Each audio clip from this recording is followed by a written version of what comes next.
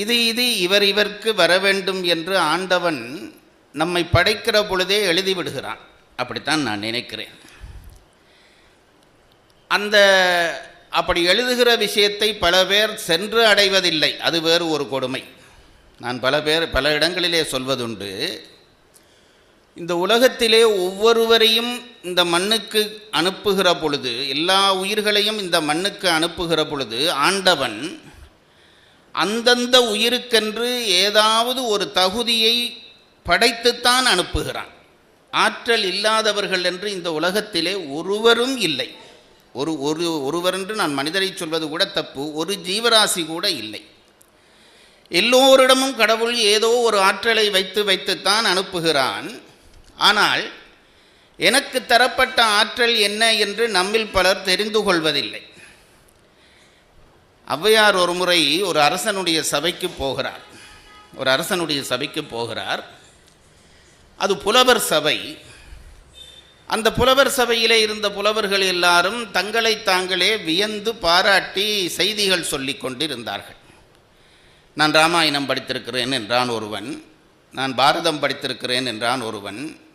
இப்படி ஆளுக்கொருவர் எனக்கு இந்த இலக்கியம் தெரியும், இன்ன புலமை இருக்கிறது என்று தம்மைத்தான் புகழ்ந்து சொன்னார்கள். ஔவையார் பேசாமல் இருந்தார்.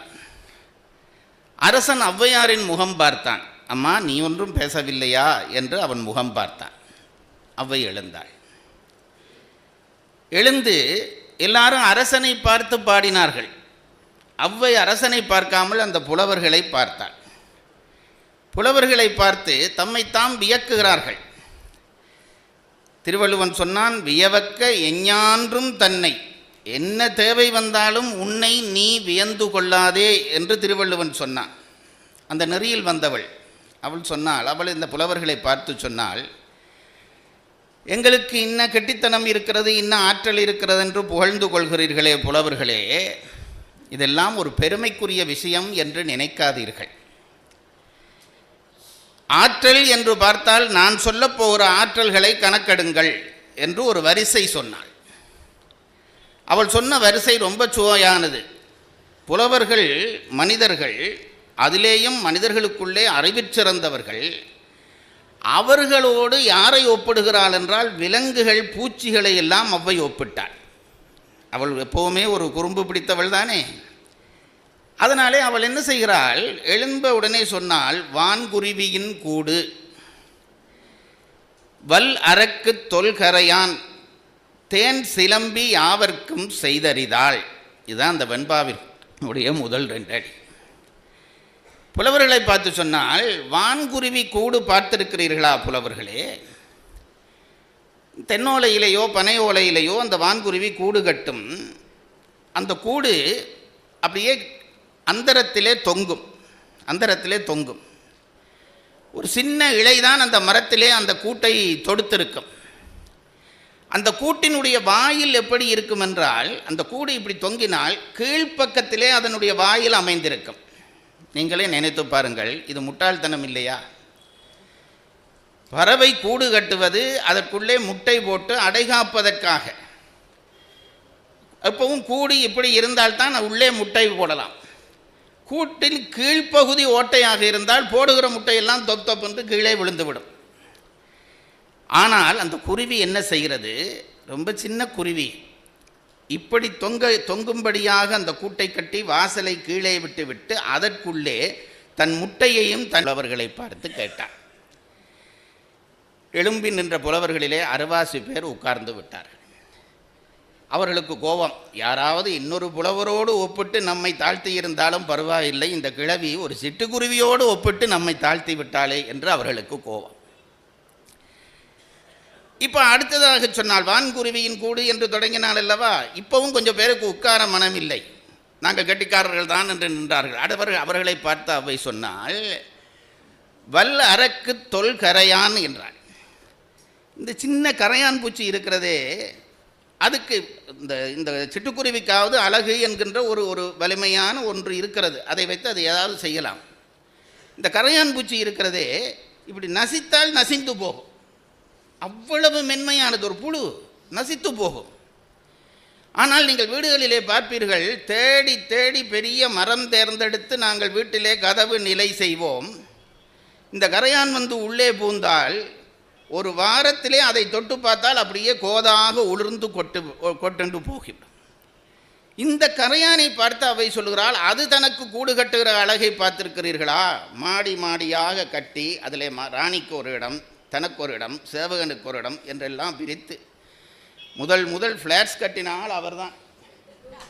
ஒரே இடத்துல பல குடும்பங்களை ஒன்றாக இருத்தி வைக்கலாம் என்று நம்பிக்கையோடு கட்டிடம் கட்டிய அந்த பூச்சி, இந்த பூச்சியை போல ஒரு கட்டிடத்தை உங்களாலே கட்ட முடியுமா என்று கேட்டாள். எழும்பி நின்றவர்களிலே அரைவாசி பேர் உட்கார்ந்து விட்டார்கள். வான்குருவியின் கூடு வல்லரக்கு தொல்கரையான். அடுத்தது சொன்னார், தேனி இருக்கிறதே, தனக்கு தேவையான உணவை உண்டுவிட்டு மாரி காலத்திலே தாங்கள் பறக்க முடியாத காலத்திலே உணவு தேவை என்று உணவை சேகரித்து வைத்திருக்கிற ஒரு பூச்சி. அதாவது உணவு சேமித்து வைக்கப்பட வேண்டும் என்ற செய்தியை மனிதர்களுக்கு சொல்லிக் கொடுத்த பூச்சி. எத்தனை பேர் நம்மை விட அரிய ஜீவன்கள் வாழ்கின்றன என்று நான் நினைத்து பார்க்கிறேன். அது மட்டுமல்ல, அது தேர்த்து வைக்கிற உணவு இருக்கிறதே தேன், அது திரவம். திரவத்தை எப்பொழுதும் எங்கே சேர்த்து வைக்க வேண்டும்? அசையாத நிலத்திலே தேர்ந்தெடுத்து வைக்க வேண்டும். அதை தொங்க வைத்திருக்கிறது. திரவத்தை தொங்க வைத்தால் அது வலிந்து போய்விடும். அது வலியாத ஏதோ ஒரு நுட்பம் பண்ணி தேனை கூட்டுக்குள்ளே அமைத்து வைத்திருக்கிறதே. இந்த தேனி போல ஒரு கூடு கட்டுவாயா என்று கேட்டாள். எழும்பி நின்ற 5-6 பேரிலே 4 பேர் உட்கார்ந்து விட்டார். வான்குருவியின் கூடு வல்லரக்கு தொல்கரையான் தேன் சிலம்பி யாவர்க்கும் செய்தறிந்தார். அடுத்தது சொன்னார், சிலந்தி கூட்டை காட்டினார். இந்த சிலந்தி கூடு போல ஒரு கூடு கட்ட முடியுமா உங்களாலே?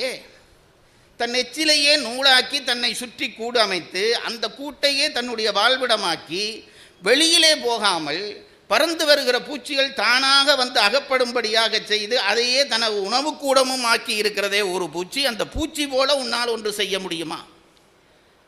தான் போய் தேடாமல் இருந்த இடத்திலே இருந்து தன்னை தேடி வந்து இறைகள் விழக்கூடிய பூச்சி.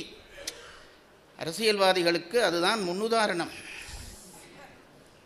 தங்களை தேடி வந்து தானாக அகப்படும்படியாக கூடமைத்து நிற்கிறதே இந்த பூச்சி போல, சிலந்தி போல ஒரு கூடமைப்பாயா என்று கேட்டதும் எழும்பி நின்ற கடைசி ஆளும் உட்கார்ந்தான்.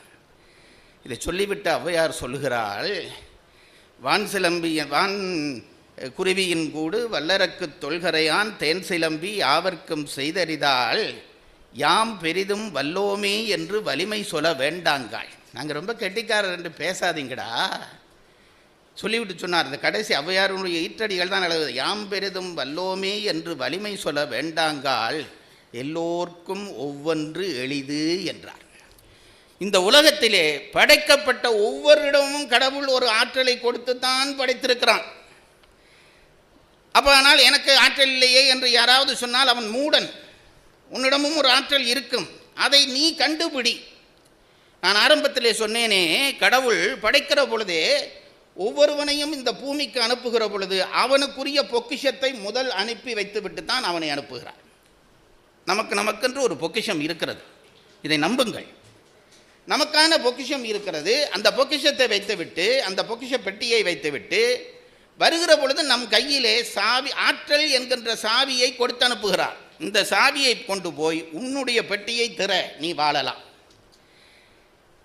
நாங்கள் வாழ்வதில்லை. ஏனென்றால் எங்களுக்கு இந்த பூமிக்கு வந்தவுடனே என்ன ஆசை வந்து விடுகிறது?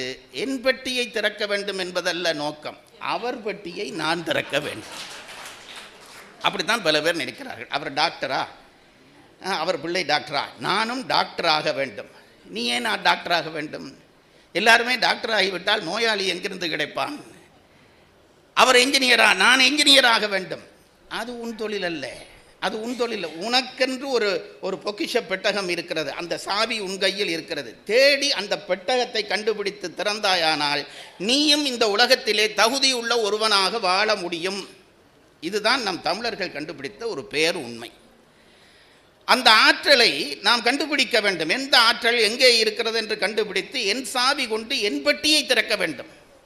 இதில் கொடுமை என்னவென்றால், என் சாவியை கொண்டு இன்னொருவனுடைய பெட்டியை திறக்க முற்பட்டு கடைசியிலே என் சாவியும் உடைந்து அவன் பெட்டியும் உடைந்து எனக்கும் கிடைக்காமல் அவனுக்கும் கிடைக்காமல் பண்ணுகிற அந்த அநியாய வேலையைத்தான் எங்களில் பலர் செய்து கொண்டிருக்கிறார்கள்.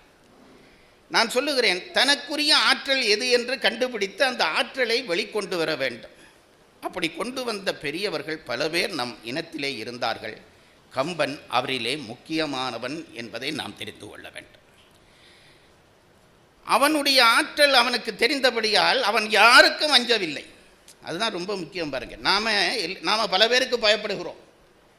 அவருக்கு பயப்பட வேண்டும், இவருக்கு பயப்பட வேண்டும், அவருக்கு ஏன் பயப்படுகிறோம் என்று கேட்டால், என் ஆற்றலிலே எனக்கு நம்பிக்கை இல்லை, என் ஆற்றலிலே எனக்கு நம்பிக்கை இல்லை. அதனாலே தான் அவர் ஏதாவது நினைப்பாரா, இவர் ஏதாவது நினைப்பாரா, நான் யாரை பாராட்ட வேண்டும், மேடைக்கு வந்தோன்னே யார் யார் பெயரெல்லாம் சொல்ல வேண்டும், பாடம் பண்ணி கொள்கிறோம். சொல்லாமல் விட்டால் அடுத்த முறை என்னை கூப்பிட்டாமல் விட்டு விடுவாரோ என்று பயம். இது நான் சும்மா பேச்சாளரில் வச்சு சொல்லுகிறேன். இது எல்லாரிலும் உண்டு. நீங்கள் எங்களை பார்த்து ஒன்றும் சிரிக்க வேண்டாம். எல்லாரிலும் உண்டு. யாரை திருப்திப்படுத்த வேண்டும். உன்னுடைய தகுதி, உன்னுடைய திறமை உனக்கு தெரிந்தால் நீ யாரையும் திருப்திப்படுத்த தேவையில்லை. உன்னை திருப்திப்படுத்தினால் போதும்.